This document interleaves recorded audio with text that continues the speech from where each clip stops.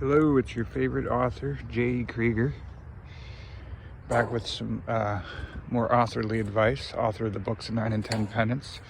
Always love to plug that.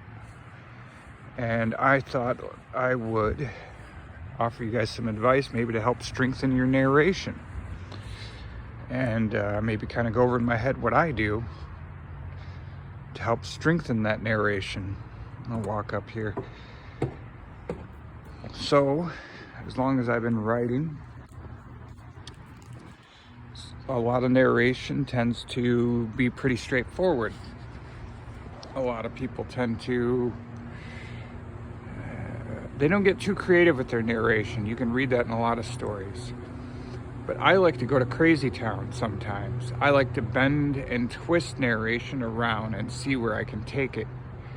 In the second book, there's a few chapters in there, but one I remember distinctly, where the main character is walking along on a beach, and the narrator slowly but surely no longer trusts the main character. He doesn't trust their sanity, doesn't like where they're headed, and so that narration slowly bleeds into the character. And as the chapter progresses, the narrator all of a sudden, or the main character, takes over the narration. The actual narrator has left the building. And that's kind of how I like to think through it, is how can you bend and twist narration? How can you bend and twist your writing to move it in more interesting directions? Let's see, I did for the third novel, there was a chapter where the main character is walking down an endless abyss of steps and he just can't seem to find the end, but the narrator is just having a hard time keeping up with this character, and it just bounces back and forth. But the narration doesn't have to be that A-B formula where you just move straight forward. You're allowed to play around with it. You're allowed to interject that character into the narration. Or your narrator, I can't remember which book that was, but I had the narrator themselves went nuts, went a little cuckoo, and had to get thrown back on balance. But of course it was pertinent to the story, pertinent to the novel and the information presented. So yeah, if you've progressed enough with your writing, if you've written several short stories, hopefully you're thinking more broadly in these terms. And I think it's always good to stick with a straightforward path when you first start out writing, just to learn how to write.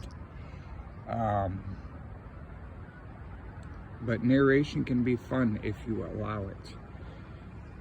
Let's see, what did I do? I think it was the second book where I had the crab take over the narration. There was a crab, and the crab took over from their perspective, from the crab's perspective, because I think the main character wanted to, that was the other chapter, the narrator wanted to eat the crab. The main character wanted to eat the crab, so the crab kind of took over the narration and was like, no, hey, bug off, man, don't eat me. What are you, nuts? I'm your only friend.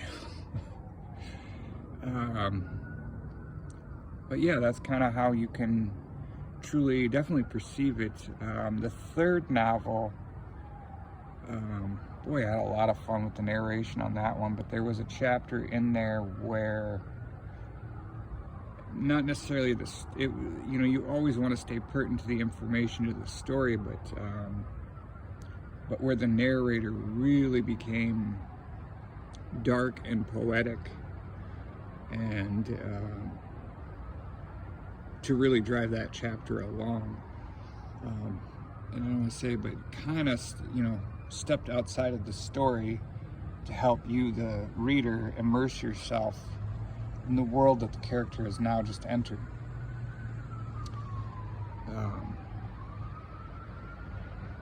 and got really heavy on those descriptions of the things that were surrounding the main character to give the idea they'd entered hell, and I wanted to give the idea that they truly entered a frightening place to exist.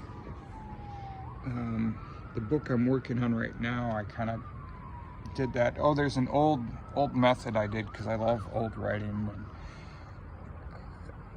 Yeah, in the new book I've got that I'm writing, a few different things I'm doing with the narration, but there's one section in there where, well, it's not necessarily, it's the character's thoughts, but it's still narration, where they just ramble on excessively. Of course, I'm not gonna, go 10 pages in that direction, but I wanted to give the reader the idea that, hey, the narrator's just rambling right now. You could probably skip a few pages, but it's, it was a literary joke, and I think the reader would certainly understand. But it helps the reader really feel involved in your story if you can not necessarily keep monotone with that narration. All right, well, I think this video is at length. It's pretty long. Hopefully you've learned something. If you're one of the 2 to 5 viewers that sees this, hopefully you'll check out my novels that I wrote. You probably won't, but if you do, that's awesome. Or leave me a review, because I'm very small. And I don't know if I'll ever get to a point where I'm doing one of those videos where I'm all buttoned up and cramming this knowledge down your throat. God, I hate those videos. All right, I've definitely rambled on long enough. Thanks for listening. Have a good night.